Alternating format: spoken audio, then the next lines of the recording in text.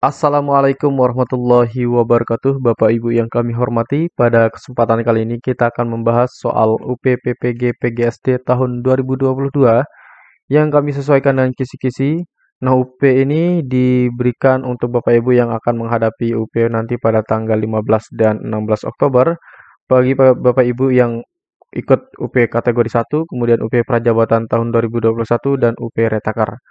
UP Retakar itu adalah Bapak Ibu yang mengikuti UP ulangan atau kembali mengikuti UP. Baik, di sini kita akan bahas mengenai indikator soal 55, 57, 61 pada rongga dada, pengelompokan benda, dan perbedaan kalender Masehi dan kalender Hijriah. Baik, langsung saja kita akan bedah dulu mengenai indikator soalnya. Setelah nanti kita bedah indikator soal, maka kita akan mendapatkan gambaran soal yang akan keluar. Setelah itu baru kita akan bahas materi. Setelah bahas materi, baru kita akan memberikan soal-soal yang perkiraan kita akan muncul yang kami sesuaikan dengan kisi-kisinya. Baik, di indikator soal pada kisi-kisi ini disebutkan bahwa diberikan pernyataan tentang rongga dada, peserta dapat mengidentifikasi tulang-tulang yang membentuk rongga dada. Baik. Nah, nanti Bapak Ibu akan diberikan sebuah soal dengan narasi atau teks yang menyatakan bahwa ada pernyataan tentang rongga dada. Misalkan, rongga dada tersebut terdiri dari 7 pasang, melekat pada tulang dada dan tulang punggung. Maka itu termasuk apakah penyusunnya? Itulah kira-kira soal-soal yang akan muncul nanti. Nah, di sini sudah jelas. Nanti Bapak Ibu yang perlu Bapak Ibu pelajari hanya tentang rongga dada.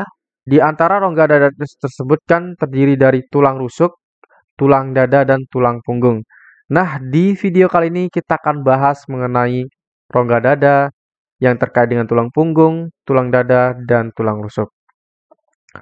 Baik, yang pertama, tulang rusuk adalah tulang yang berbentuk pipih dan terletak melekat pada tulang dada dan tulang punggung, sehingga membentuk rongga dada. Nah, kita garis bawahi bahwa tulang rusuk adalah tulang yang berbentuk pipih dan terletak melekat pada tulang dada dan tulang punggung. Nah, tulang rusuk itu melekat pada tulang dada dan tulang punggung, sehingga membentuk rongga dada. Tulang rusuk terdiri dari 3 bagian, yaitu yang pertama adalah tulang rusuk sejati yang jumlahnya adalah 7 pasang melekat pada tulang dada dan tulang punggung. Nah, kita perhatikan gambar yang pertama ini yang sudah saya berikan garis merah. Ini merupakan namanya tulang rusuk sejati. Jadi, kalau kita perhatikan, tulang rusuk sejati itu melekat pada tulang dada. Mana tulang dada? Tulang dada adalah yang ini ya. Nah, ini melekat pada tulang dada. Ada berapa tulang rusuk sejati yang melekat pada tulang dada? Yaitu ada 1, 2, 3, 4, 5, 6, 7. Ada 7 pasang atau 14 tulang rusuk. 7 pasang tulang rusuk ini melekat pada tulang dada dan tulang punggung. Sehingga tulang rusuk yang melekat pada tulang dada dan tulang punggung itu dinamakan tulang rusuk sejati. Diingat kembali, saya tuliskan di sini aja adalah tulang rusuk sejati. Rusuk sejati. Kemudian berikutnya, yang kedua, tulang rusuk palsu yang berjumlah 3 pasang, melekat pada tulang rusuk sejati dan tulang punggung. Nah, baik, gambarnya yang mana? Ya, yang ini ya. Nah, tulang rusuk palsu itu melekat pada tulang rusuk sejati. Nah, ini tulang rusuk sejati yang ketujuh dia melekat ya. Melekat pada tulang rusuk sejati dan melekat pada tulang punggung. Ingat, tulang rusuk palsu melekat pada tulang rusuk sejati dan tulang punggung. Nah, maka itu terdiri dari berapa tulang rusuk? Ada 1, 2, 3. Ada 3 pasang. Ada 3 pasang tulang rusuk. Nah, itulah yang dinamakan tulang rusuk palsu. Diingat-ingat kembali, tulang rusuk palsu terdiri dari 3 pasang melekat pada tulang rusuk sejati dan tulang punggung. Ada 3 pasang. Oke, sekira-kira Bapak Ibu mampu memahami ya. Baik, kita lanjut ke pembahasan berikutnya. Tulang rusuk melayang yang berjumlah 2 pasang hanya melekat pada tulang punggung. Nah, manakah yang dinamakan tulang rusuk melayang, Bapak Ibu? Nah, tulang rusuk melayang itu hanya melekat pada tulang punggung. Dia seperti ini ya. Nah, inilah namanya tulang rusuk melayang. Ada 2 pasang. Jadi dia hanya melekat pada tulang punggung ini saja ya.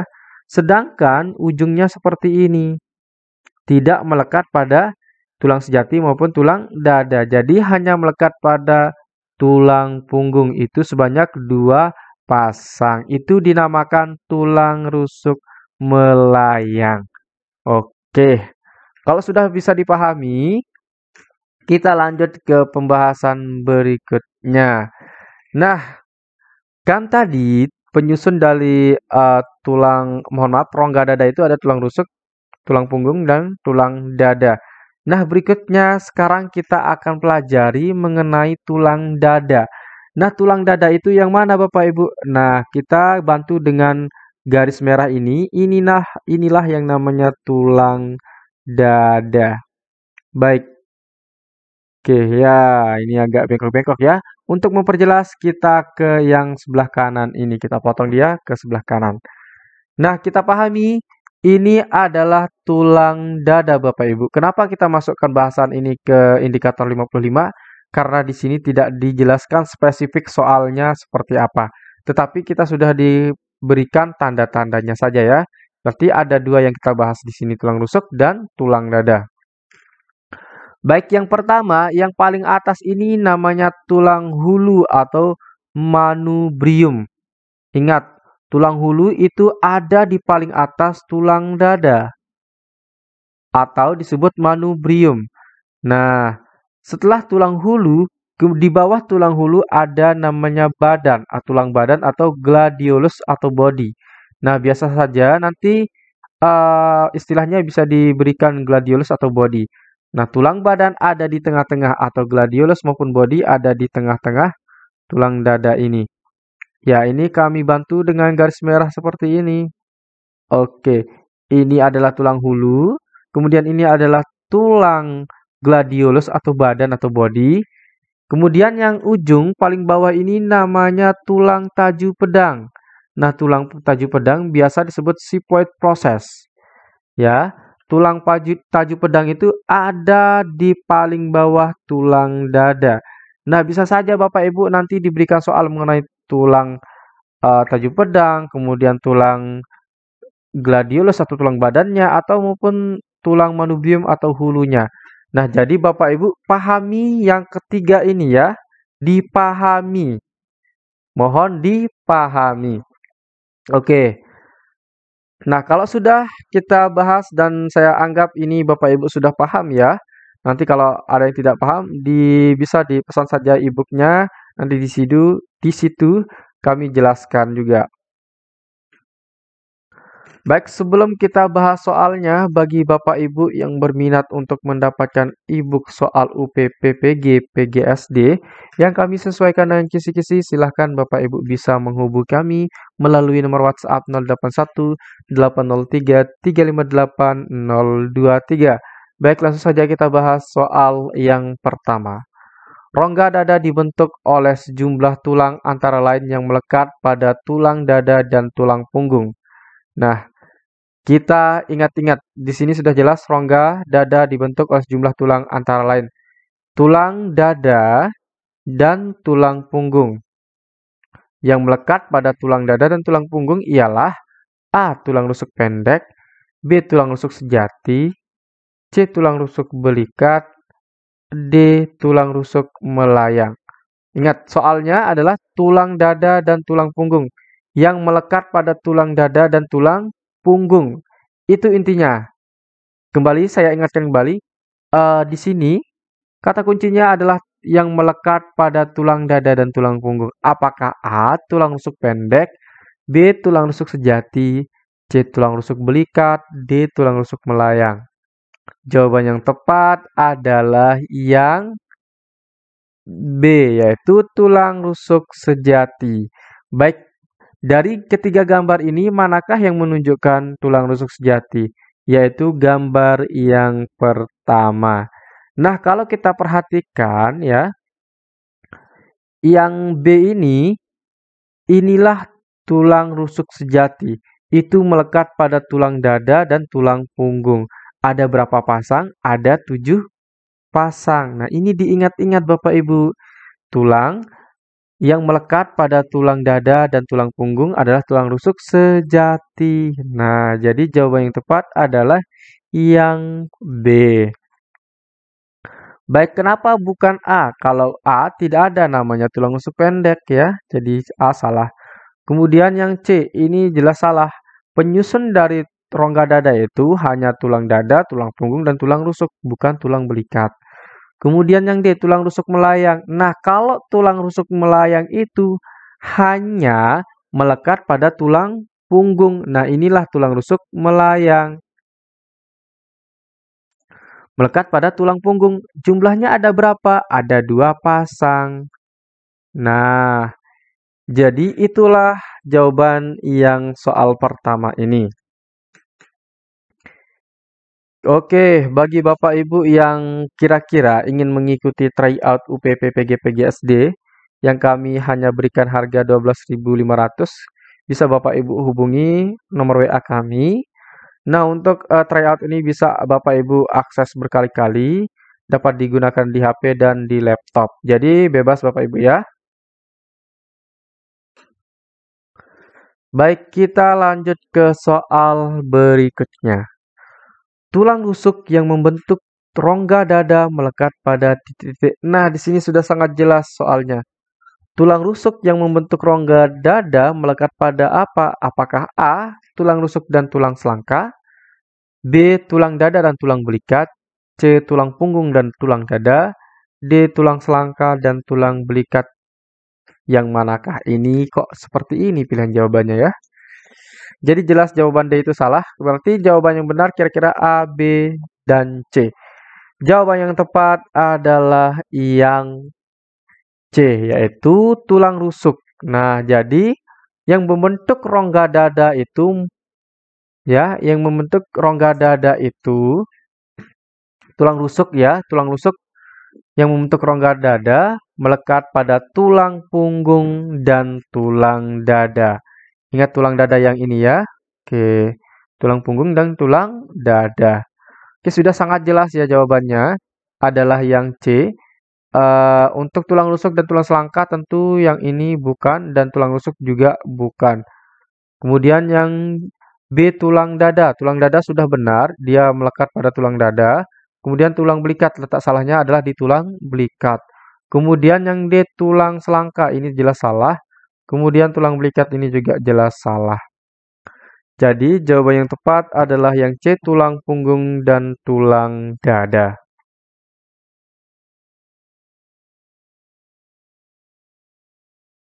Soal berikutnya. Tulang rusuk adalah tulang yang berbentuk pipih dan terletak melekat pada tulang dada dan tulang punggung. Tulang rusuk yang banyaknya 3 pasang melekat pada tulang rusuk sejati dan tulang punggung adalah titik-titik. Nah, Bapak Ibu ingat tadi pembahasannya, ada 3 pasang tulang rusuk yang melekat pada tulang rusuk sejati dan tulang rusuk, dan tulang punggung. Nah, maka tulang rusuk tersebut disebut dengan tulang apakah A, rusuk pendek, B, rusuk sejati, C, rusuk palsu, D, rusuk melayang. Jawaban yang tepat sudah sangat jelas adalah tulang rusuk palsu. Baik, jawaban yang benar adalah yang C, tulang rusuk palsu yang berjumlah 3 pasang melekat pada tulang rusuk sejati dan tulang punggung. Baik, kita jelaskan dari gambar yang ada di bawah ini. Dari gambar yang ada di bawah ini yang merupakan gambar dari tulang rusuk palsu adalah gambar yang kedua. Nah, tulang rusuk palsu itu kalau kita lihat di sini, ia melekat pada tulang rusuk sejati ya. Dia melekat pada tulang rusuk sejati, tidak langsung melekat pada tulang dada ini.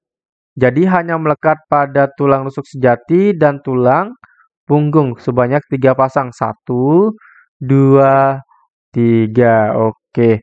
Kemudian tulang rusuk pendek kita bahas. Tulang rusuk pendek tidak ada ya. Kemudian tulang rusuk sejati. Nah, kalau tulang rusuk sejati itu ada 7 pasang.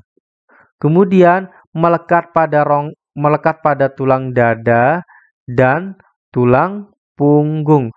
Kalau kita lihat dari gambarnya yang mana? Yaitu yang ini ya.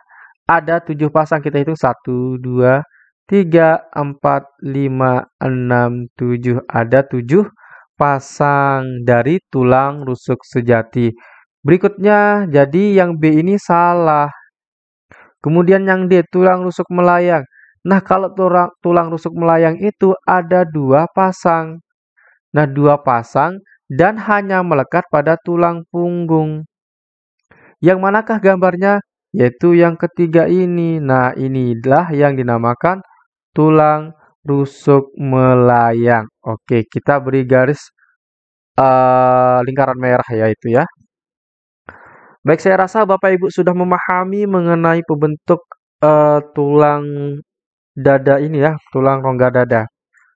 Baik, berikutnya kita bahas soal yang berikutnya lagi. Oke, sebelum kita bahas, Bapak Ibu yang berminat untuk mendapatkan soal UPP PG PGSD dalam bentuk e-book, silahkan Bapak Ibu bisa pesan melalui nomor WhatsApp 081880358023. Oke, kita ke soal berikutnya. Tulang rusuk adalah tulang yang berbentuk pipih dan terletak melekat pada tulang dada dan tulang punggung. Tulang rusuk yang berjumlah 2 pasang hanya melekat pada tulang punggung adalah. Baik, di sini sudah sangat jelas soalnya. Tulang rusuk yang berjumlah 2 pasang hanya melekat pada tulang punggung. Jawaban manakah yang benar? Yaitu jawaban A. Tulang rusuk pendek salah ya. Tulang rusuk pendek itu tidak ada. B. Tulang rusuk sejati. Kalau tulang rusuk sejati itu ada berapa pasang? Ada 7 pasang. Kalau kita lihat dari soalnya, jelas ini salah. Yang B salah. Kemudian yang C, tulang rusuk palsu. Nah, kalau tulang rusuk palsu itu ada berapa pasang? Ada 3 pasang. Jadi yang C jelas salah. Tulang rusuk melayang. Nah, yang jawaban yang benar adalah yang D. Jawaban yang benar adalah yang D, tulang rusuk melayang. Itu jumlahnya ada 2 pasang dan hanya melekat pada tulang punggung. Nah, manakah gambarnya? Gambarnya adalah yang ketiga ini. Nah, di sini kan ada 2 pasang nih dan hanya melekat pada tulang punggung. Nah, tulang rusuk melayang ini ada ujungnya ya, ada ujungnya. Ujungnya itu tidak melekat pada tulang sejati maupun tulang dada. Berikutnya gambar yang pertama ini tulang rusuk apa? Tulang rusuk sejati. Ada berapa pasang? Ada 7 pasang. 1, 2, 3, 4, 5, 6, 7. Ada 7 pasang. Kemudian melekat pada tulang dada dan tulang punggung. Kemudian gambar yang kedua. Kami sengaja mengulang-ulang Bapak Ibu untuk pembahasan ini biar Bapak Ibu pembahasan ini melekat pada otak kita ya, terutama saya juga yang lagi belajar dan terus belajar. Oke, kita lanjut pembahasannya. Yang gambar yang tengah ini merupakan tulang rusuk palsu. Tulang rusuk palsu itu ada 3 pasang, 1, 2, 3. Melekat pada tulang punggung dan tulang rusuk sejati. Jadi dia numpang di tulang rusuk sejati. Oke, saya rasa sudah dikuasai mengenai di mana melekat tulang rusuk sejati, tulang rusuk palsu, dan tulang rusuk melayang. Nah, ini Bapak Ibu saya rasa mampu sudah menguasai semuanya. Oke, kita lanjut ke pembahasan berikutnya.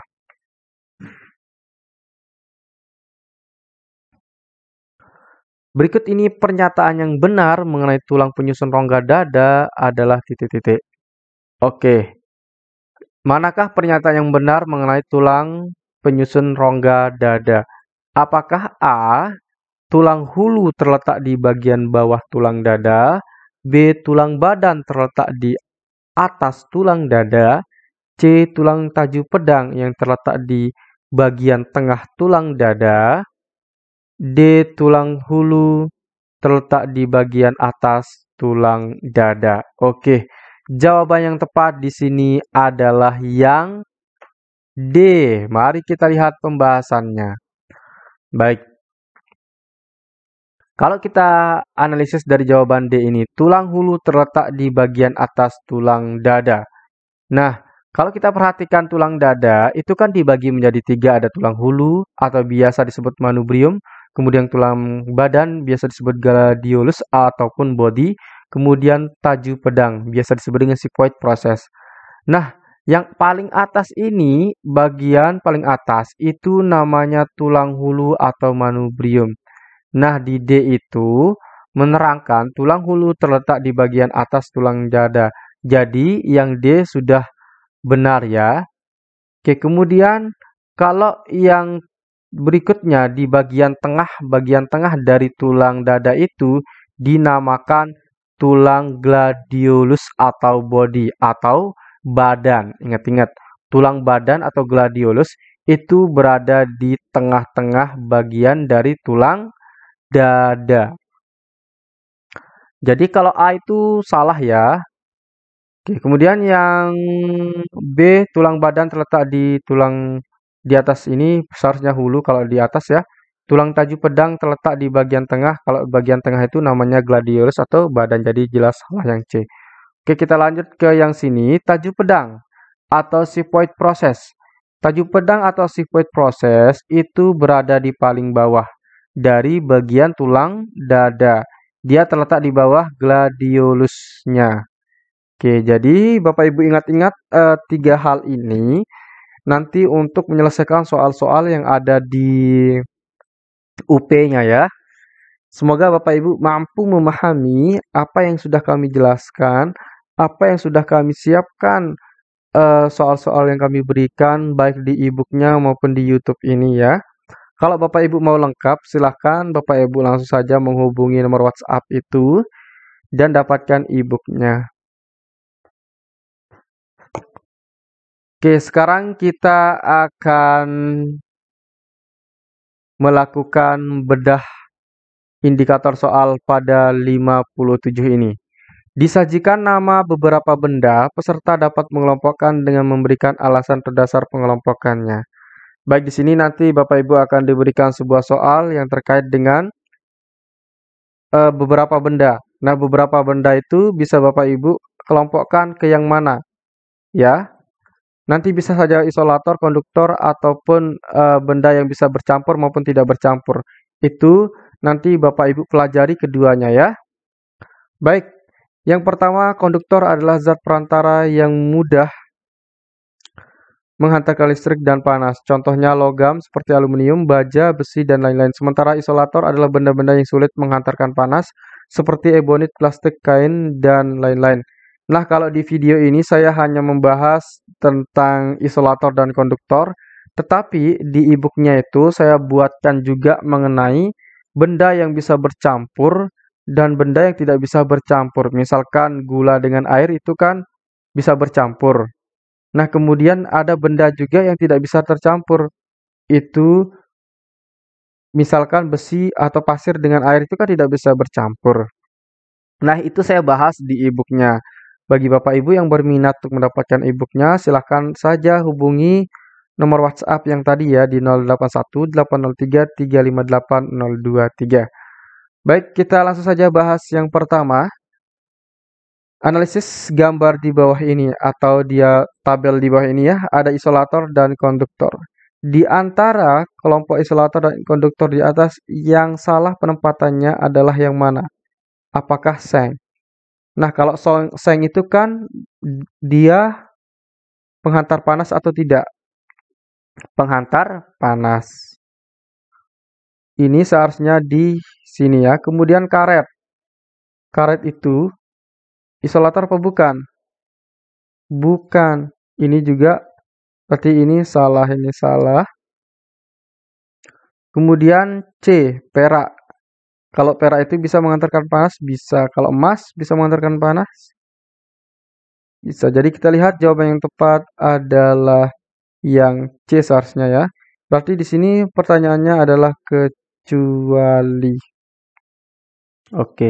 Di sini pertanyaannya kecuali, nanti kita revisi lagi, kita beritahukan melalui eh, status WhatsApp ya. Nanti kita kasih tahu ada revisi di sini. Baik, di sini adalah jawaban C yang benar.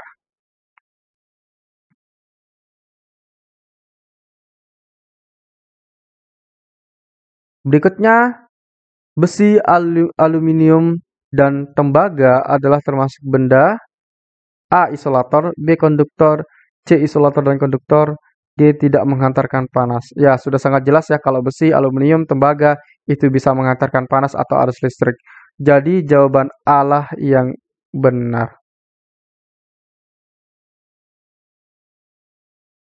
Oke, jawaban yang benar adalah yang B ya. Oke, yang tadi coba konduktor. Oke, mohon maaf tadi ada kesalahan di sini, saya agak kurang konsentrasi ya. Konduktor adalah zat perantara yang mudah mengantarkan listrik. Jadi, yang di sini konduktor, seng itu sudah benar, emas sudah benar, tembaga sudah benar, besi juga sudah benar. Seharusnya yang C yang benar di sini ya. Iya, ternyata yang benar adalah yang C Bapak Ibu ya. Mohon maaf atas kesalahannya. Jadi saya tadi kurang konsentrasi ya. Mohon dimaafkan. Oke. Yang tadi soal pertama sudah benar, jawabannya adalah yang C. Kemudian konduktor isolator itu adalah yang sulit menghantarkan panas, konduktor adalah yang mudah menghantarkan panas. Jadi jawaban yang benar di sini adalah jawaban yang B. Berikutnya kita lanjut. Oke. Berikut alat rumah tangga yang sekaligus menggunakan isolator dan konduktor, yaitu berarti yang menggunakan alat yang sulit menghantarkan panas dan yang mudah menghantarkan panas. Apakah baskom? Kalau baskom kan cuma hanya terbuat dari plastik, jadi sulit mengantarkan panas. Cobek juga bukan. Setrika listrik. Nah, setrika listrik itu kan kalau panasnya itu di alas listriknya, ya. Jadi C ini adalah jawaban yang benar. Kalau D salah ya. Oke, sudah bisa Bapak Ibu ya. Listrik itu kan terbuat dari ada besinya, kemudian ada plastiknya. Plastiknya itu nanti berfungsi sebagai isolatornya, kemudian konduktornya adalah alas dari setrika tersebut yang menghantarkan panas itu. Oke, saya istirahat sebentar dulu ya Bapak Ibu ya. Baik, pertama kali yang kita akan lakukan di sini adalah melakukan dan membedah indikator soal 61 ini. Disajikan data tentang keterkaitan Hari Raya Idul Fitri 2 tahun berturut-turut. Misalnya pada 1440 Hijriah dengan 1441 Hijriah dengan kalender Masehi. Peserta dapat mengidentifikasi perbedaan kalender Masehi dengan kalender Hijriah. Nah, jadi di sini sudah sangat jelas Bapak Ibu ya. Nanti ketika terjadi sebuah eh, apa namanya, Hari Raya Idul Fitri ya, Hari Raya Idul Fitri yang tahunnya berturut-turut, misalnya 1440 Hijriah dengan 1441 Hijriah dengan kalender Masehi. Baik, peserta dapat mengidentifikasi perbedaan kalender Masehi dengan Hijriah. Nah, dari hari raya tersebut yang dilaksanakan sebanyak 2 kali, ya, 2 tahun pada tahun 1440 Hijriah dengan 1441 Hijriah. Nah, dari itu apa yang bisa kita bedakan kalender Hijriah dengan kalender Masehi? Baik, kita bahas materinya. Kalender Hijriah menggunakan perhitungan orbit bulan pada bumi, sehingga kalender Hijriah disebut sebagai kalender bulan atau kalender lunar. Sebaliknya, kalender Masehi menggunakan perhitungan gerakan matahari. Maka dari itu kalender Masehi disebut juga kalender solar atau kalender matahari. Awal hari pada kalender Hijriah dimulai saat matahari terbenam. Berbeda dengan kalender Masehi yang dihitung dari pukul 12 malam. Jumlah hari di kalender Hijriah dan Masehi berbeda. Dikutip dari Islamic Finder, jumlah hari pada kalender Hijriah terhitung 11 hari lebih sedikit dibanding kalender Masehi. Jumlah hari di kalender Masehi adalah 365 hari, sedangkan Hijriah 354 hari. Dengan adanya perbedaan jumlah hari tersebut, maka waktu sholat pelaksanaan sholat Idul Fitri selalu tidak sama pada setiap tahunnya, mundur sebanyak 11 hari dari tanggal di tahun sebelumnya. Dengan adanya perbedaan tersebut juga mengakibatkan pelaksanaan sholat Idul Fitri terjadi 2 kali dalam setahun. Nah, inilah fenomenanya ya. Seperti pada tahun 2000 di mana sholat Idul Fitri yang pertama jatuh pada tanggal 5 Januari dan yang kedua jatuh pada tanggal 27 Desember tahun 2000. Sama-sama pada tahun 2000, tetapi yang pertama itu pada tanggal 5 Januari dan yang kedua pada tanggal 27 Desember. Nah, itu diakibatkan oleh apa? Diakibatkan karena adanya perbedaan antara kalender Masehi dengan kalender Hijriah sebanyak 11 hari. Sehingga menyebabkan dalam satu tahun itu, di tahun 2000, 2 kali melaksanakan sholat Idul Fitri. Baik, kita bahas saja langsung soalnya.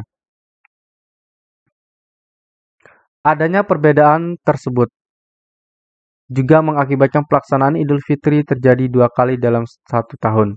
Seperti pada tahun 2000, di mana sholat Idul Fitri yang pertama jatuh pada tanggal 5 Januari tahun 2000, dan sholat Idul Fitri berikutnya jatuh pada tanggal 27 Desember tahun 2000. Hal tersebut terjadi karena selisih hari kalender Masehi dengan kalender Hijriah, titik-titik. Nah, ini di tahun 2000 itu terjadi 2 kali sholat Idul Fitri, yang pertama pada tanggal 5 Januari tahun 2000 dan yang kedua pada tanggal 27 Desember tahun 2000. Ini disebabkan oleh karena adanya selisih kalender Masehi dengan kalender Hijriah, yaitu apakah A 9 hari, B 10 hari, C 11 hari, D 12 hari. Nah, tadi kita sudah jelaskan ya bahwa 11 hari. Jawaban yang tepat adalah yang C. Oke, ini diingat saja Bapak Ibu karena ini sifatnya objektif ya, bukan analisis, jadi sifatnya hanya objektif. Dihafalkan boleh karena sifatnya objektif. Baik, kita lanjut ke soal berikutnya Bapak Ibu semua. Dasar perhitungan kalender Syamsiah adalah titik-titik. A. Putaran bumi pada porosnya 23,5 jam. B. Perputaran bulan terhadap bumi selama 29,5 hari. C. Perputaran bumi mengelilingi matahari selama 365,25 hari. D. Perputaran bulan mengelilingi matahari selama 354 hari. Nah, kalender Syamsiah itu sama artinya dengan kalender Masehi. Nah, kalender Masehi perhitungannya itu berdasarkan apa? Jawaban yang tepat adalah yang C, yaitu perputaran bumi mengelilingi matahari selama 365,25 hari. Soal berikutnya. 1 tahun pada kalender Hijriah terdiri dari 354 hari. Hal ini didasarkan perhitungan titik-titik. Oke, ini mengenai kalender Hijriah. Nah, kalender Hijriah itu dihitung berdasarkan apa? Nah, tadi kita sudah bahas di pembahasan. Apakah A. Kala rotasi bulan, B. Kala rotasi bumi, C. Kala revolusi bulan, D. Kala revolusi bumi. Jadi jawaban yang tepat adalah yang C. Kala revolusi bumi, yaitu, mohon maaf, kala revolusi bulan, di mana bulan mengelilingi bumi. Soal berikutnya Bapak Ibu semua. Ini hanya soal objektif-objektif saja ya di di indikator soal ini ya. Kalender Hijriah mengenal tahun kabisat yang lamanya titik-titik. Nah, kalender Hijriah itu ada tahun kabisatnya. Nah, kalau kabisat itu berapa hari? Kalau tahun biasanya adalah 11 hari ya. Kalau kabisatnya berapa hari? Apakah A 364 hari, 25 hari, kemudian B 365 hari, C 355 hari, D 354 hari. Di sini sudah ada jawabannya ya. Jawabannya adalah yang C, yaitu 355 hari. Kalau tahun biasanya itu sebanyak 354 hari. Nah, baik Bapak Ibu, itu saja yang kita bahas di video kali ini. Semoga banyak manfaatnya. Mohon maaf tadi ada kesalahan sedikit ya karena saya tidak konsentrasi untuk membahasnya. Ya karena kecapean juga sih ngomong terus. Karena di malam hari ini saya buat 2 video jadi lumayan terkuras konsentrasinya. Baik, itu saja yang kita bahas. Terima kasih atas perhatiannya. Untuk nanti kita akan bahas di indikator 62, 63, dan 64. Oke, jadi tetap tontonin terus YouTube kami ini. Sekian dan terima kasih. Assalamualaikum warahmatullahi wabarakatuh.